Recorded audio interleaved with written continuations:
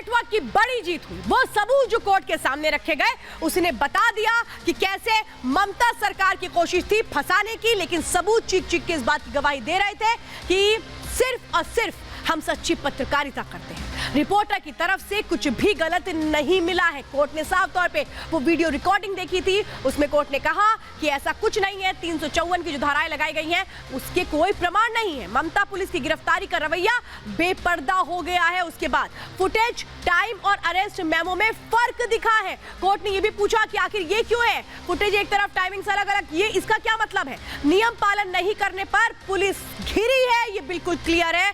Court ने कई बातें पूछी लेकिन कोई भी आधार नहीं रख पाई वहां की पुलिस। कुछ भी गलत होने की दावेदारी का सबूत नहीं मिला है। फ्रेम बाय फ्रेम उस वीडियो को देखा गया कोर्ट की ओर से और कोर्ट ने बार बार पूछा पुलिस से, कहां है एविडेंस? 354 का एविडेंस कहां है जिसकी बात आप कर रहे हैं? लेकिन ममता बनर्जी की वो पुलिस कोर्ट में करती तो करती क्या, क्योंकि सिर्फ और सिर्फ झूठ बोला जा रहा था और आज वो एक एक झूठ बेनकाब हुआ। क्या साजिश थी वो भी बेनकाब हुई। तो देखिए कोर्ट ने फ्रेम बाय फ्रेम देखी उस पूरी फुटेज को जो रिपोर्टिंग के दौरान रिकॉर्ड की गई थी संतू पान की ओर से, और कोर्ट ने ये बिल्कुल पूछा वहां की पुलिस से, बताइए भाई 354 आपने कैसे लगा दिया? इसमें तो इस चीज से कोई भी एविडेंस नहीं है। रिपब्लिक झुका नहीं, डटा रहा। ममता बनर्जी को लगा कि संतू पान को वो अरेस्ट कर लेंगी तो फिर रिपब्लिक मीडिया नेटवर्क क्या झुक जाएगा? लेकिन भूल गई क्या ममता बनर्जी कि हम सच दिखाने वाले लोग हैं, हम सच के साथ खड़े रहने वाले लोगों में हैं और हम कभी भी डरते नहीं हैं।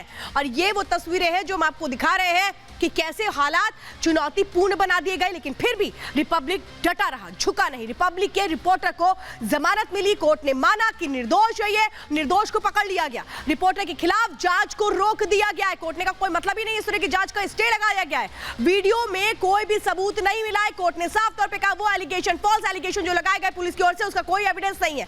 संदेश खाली पर ममता की लीपापोती इसके बाद बेनकाब होती है कि ममता बनर्जी ने जैसे इंस्ट्रक्शंस दिए थे कि ऐसी सख्त धाराएं लगाओ, इसके बाद गिरफ्तार कर लो, कैसे उसकी पोल खोल आज हो गई। संदेश खाली की वास्तविक स्थिति उजागर कर दी गई रिपब्लिक मीडिया नेटवर्क की ओर से। कोर्ट ने भी कहा कि बताइए भाई संदेश खाली में आप क्या कर रहे हैं? गुनहगार तो वहां पर खुलेआम घूम रहा है, आप निर्दोष को पकड़ रहे हैं। ममता पुलिस पर हाईकोर्ट की ये बहुत कड़ी फटकार है। ममता को ही समझना होगा, ममता बनर्जी को समझना होगा कि अब अपना तानाशाही रवैया बंद कर दे। फरार गुनहगार कानून का मजाक उड़ा रहा है, कहां है आप? सवाल तो ये, निर्दोष पत्रकार को पकड़ा गया है, हाईकोर्ट ने ये कहा।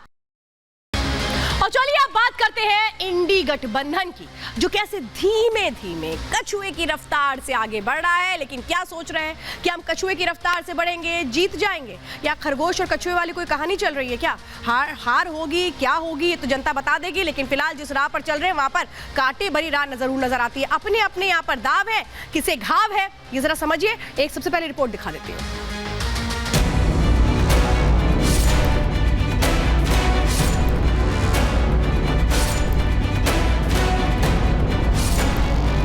ये यूपीए का कांग्रेस नेतृत्व का गठबंधन गांठों से भरा है। कितना बदल जाता है इंसान। सियासी धर्मांतरण देखना है तो अरविंद केजरीवाल जी का देखिए।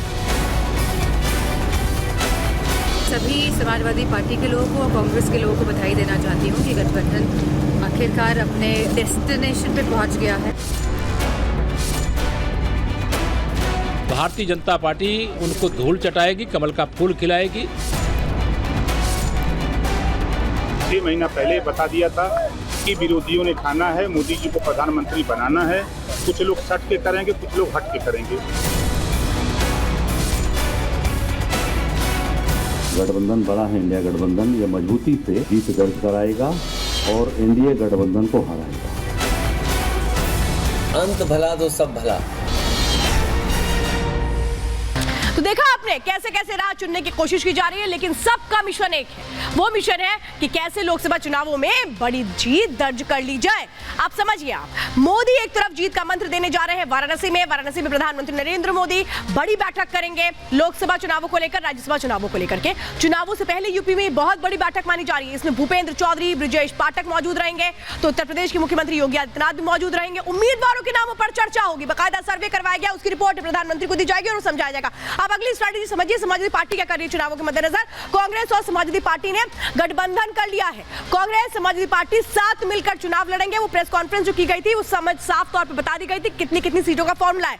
समाजवादी पार्टी ने कांग्रेस को 17 सीटें दी हैं, लेकिन 17 सीटें क्यों दी है ये भी आपको समझाएंगे। 63 सीटों पर समाजवादी पार्टी और अन्य दल एक साथ मिलकर के चुनाव लड़ेंगे। अब आगे समझिए केजरीवाल एंड पार्टी क्या कुछ कर रही है। केजरीवाल और कांग्रेस दिल्ली में साथ मिलकर के चुनाव लड़ सकते हैं। जो सूत्र बता रहे हैं दिल्ली में साथ लड़ने का जो फॉर्मूला है वो तय हो चुका है। 4-3 का ये फॉर्मूला है जिस पर बात बनी है। 4-3 का फॉर्मूला क्या है ये अंदर की खबर में आपको समझाऊंगी। 4 सीटों पर आप चुनाव लड़ेगी, जबकि 3 सीटें महज कांग्रेस को दी जा रही है। यानी आम आदमी पार्टी जो है वो ज्यादा सीटों पर चुनाव लड़ रही है और कांग्रेस को कम दी गई है। लेकिन क्यों दी गई है ये मैं आपको समझाती हूँ। ये जो 4-3 का फॉर्मूला दिया गया है इसके पीछे की वजह क्या है ये आपको समझाते हैं। क्यों आखिर ऐसा किया है आम आदमी पार्टी ने कि खुद के पास 4 सीटें रखी है, कांग्रेस को 3 दे दी है। ये इसकी भी वजह कांग्रेस को बकायदा बताई गई है कि भाई हम आपको 4 सीटें नहीं दे सकते हैं, हम आपको सिर्फ और सिर्फ 3 सीटें दे सकते हैं क्योंकि हमें यकीन नहीं है कि आप ये चारों सीटें निकाल लेंगे। अब ये यकीन क्यों नहीं है ये भी आपको समझा देते हैं। अब आप समझिए कि अरविंद केजरीवाल मल्लिकार्जुन खड़गे से कहते हैं कि भाई आपने तो विधानसभा चुनावों में अच्छा प्रदर्शन नहीं किया, यहां तक कि सारी सीटें कांग्रेस हार गई, तो क्यों सीटें हम लोकसभा में आपको ज्यादा दे दें। एमसीडी चुनाव में भी आपका कोई बहुत अच्छा प्रदर्शन तो रहा नहीं है कांग्रेस का, ये कहते हैं अरविंद केजरीवाल। दिल्ली में 2019 में बीजेपी ने सभी 7 सीटों को जीता था, यानी लोकसभा की सारी सीटें किसके खाते में गई थी, बीजेपी के खाते में। 2019 में कांग्रेस और आपको जबरदस्त हार का सामना करना पड़ा था और इस बार जो सीट शेयरिंग फॉर्मूला तय हुआ है वो 4-3 का इसीलिए तय किया गया है। अब 19 के जो ये नतीजे रहे हैं वो क्या कुछ रहे, कितना वोट परसेंटेज रहा है ये मैं आपको समझाने जा रही हूँ। दिल्ली में क्या स्थितियां रही हैं ये आप समझिए, क्योंकि यही तो आगे बढ़ाई गई है। इसी के तहत ये जो सीट शेयरिंग फॉर्मूला ये तय हुआ है। कांग्रेस को 23% वोट मिले थे, जबकि आम आदमी पार्टी को 18% वोट मिले थे, जीता कोई भी नहीं था। दिल्ली में एक तरह से आम आदमी पार्टी ने पूरी कोशिश की थी कि साथ मिलकर के उस फॉर्मूले को तय कर लिया जाए। 19 के जो नतीजे उनसे सबक लिया गया है।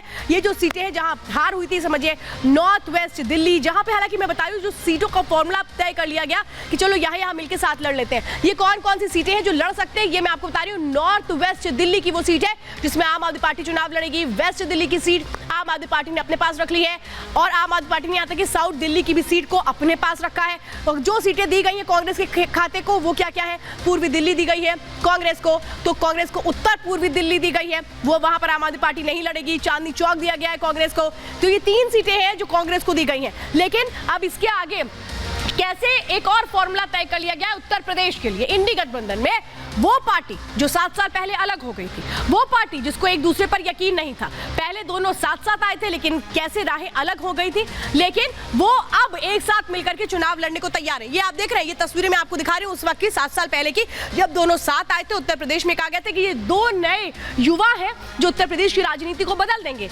लेकिन उत्तर प्रदेश की राजनीति तो नहीं बदली, इनकी राजनीति जरूर बदल गई थी और इनको एक दूसरे पर यकीन नहीं था, इसीलिए इन्होंने साथ तोड़ दिया था। लेकिन इस बार फिर से वो साथ निभाना शुरू कर दिया गया है गठबंधन के तहत, यानी समाजवादी पार्टी और कांग्रेस उत्तर प्रदेश में साथ मिलकर के चुनाव लड़ने जा रही है।